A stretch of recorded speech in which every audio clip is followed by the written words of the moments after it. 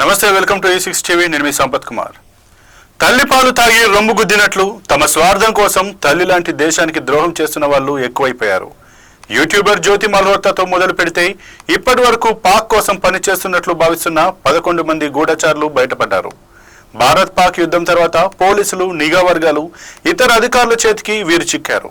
వీరంతా హర్యానా, పంజాబ్, ఉత్తరప్రదేశ్ రాష్ట్రాలకు చెందిన వారు కావటం గమనార్హం. ఆ 11 మంది గురించిన వివరాల్లోకి వెళ్తే, జ్యోతి మల్హోత్రా ఈమెది హర్యానాలోని హిసార్.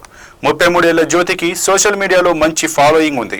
ట్రావెలింగ్ వీడియోలు చేస్తూ ఉంటుంది. యూట్యూబ్లో ట్రావెల్ విత్ జో పేరిట ఛానల్ ఉంది. ఢిల్లీలోని పాకిస్తాన్ హై కమిషన్కు చెందిన డానిష్ అనే ఉద్యోగితో ఆమెకు పరిచయం ఏర్పడింది. ఆ పరిచయంతో పాకిస్తాన్ కోసం గూఢచారిగా పనిచేయడం మొదలుపెట్టింది.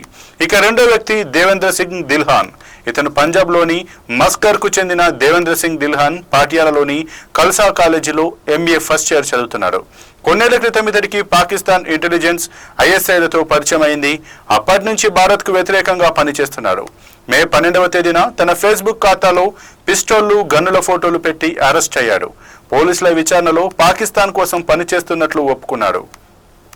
ఇక మూడవ వ్యక్తి తారిక్ ది హర్యానాలోని కంగార్ఖా గ్రామం. పాకిస్తాన్ కోసం గూఢచర్యం చేస్తున్నాడన్న కారణంతో హర్యానా పోలీసులు, కేంద్ర నిఘా వర్గాలు సంయుక్తంగా కలిసి అతన్ని అదుపులోకి తీసుకున్నాయి.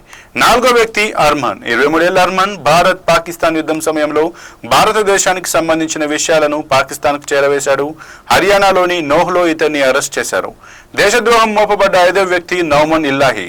24 ఏళ్ల నౌమన్ ఇల్లాహిది ఉత్తరప్రదేశ్లోని కైరానా.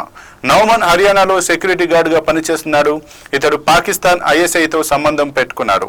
పాకిస్తాన్కు సమాచారం అందించిన ప్రతిసారి డబ్బులు వచ్చేవి. అవి అతడి బావమర్ది అకౌంట్లో పడేవి. ఇక ఆరవ నిందితుడు షహజాద్. ఇతను ఉత్తరప్రదేశ్లోని మొరాదాబాద్కు చెందినవాడు. షహజాద్ పాకిస్తాన్, భారత్ సరిహద్దు ప్రాంతాల్లో వస్తువుల్ని అక్రమ రవాణా చేస్తుంటాడు. పాకిస్తాన్ ఇంటెలిజెన్స్ ఏజెన్సీతో సంబంధం పెట్టుకున్నాడు. నిన్న కూడా దేశానికి సంబంధించిన సమాచారాన్ని పాకిస్తాన్కు చేరవేశాడు. దీంతో ఉత్తరప్రదేశ్ యాంటీ టెర్రరిజం స్క్వాడ్ అతన్ని అరెస్ట్ చేసింది. ఇక 7వ నిందితుడు మహమ్మద్ ముర్తజా అలీ. ఇతను పాకిస్తాన్కు చెందిన ISIతో కలిసి పనిచేస్తున్నాడు. పాకిస్తాన్ కోసం పనిచేయడం కోసం ఏకంగా ఓ మొబైల్ యాప్ను తయారు చేశాడు. గుజరాత్ పోలీసులు ఇతన్ని అరెస్ట్ చేశారు. 8వ ద్రోహి గజాల. పంజాబ్కు చెందిన గజాల పాకిస్తాన్కు డబ్బులు చేరవేస్తూ ఉండేది. ఈమెది పంజాబ్లోని మలేర్కోట్లా. ఇక 9వ నిందితుడు యామిన్ మహ్మద్. పాకిస్తాన్ ఇతన్ని విభిన్నమైన పనులు చేయడానికి ఎంపిక చేసుకుంది. ఈ విషయం తెలుసుకున్న పంజాబ్ పోలీసులు తాజాగా అరెస్ట్ చేశారు.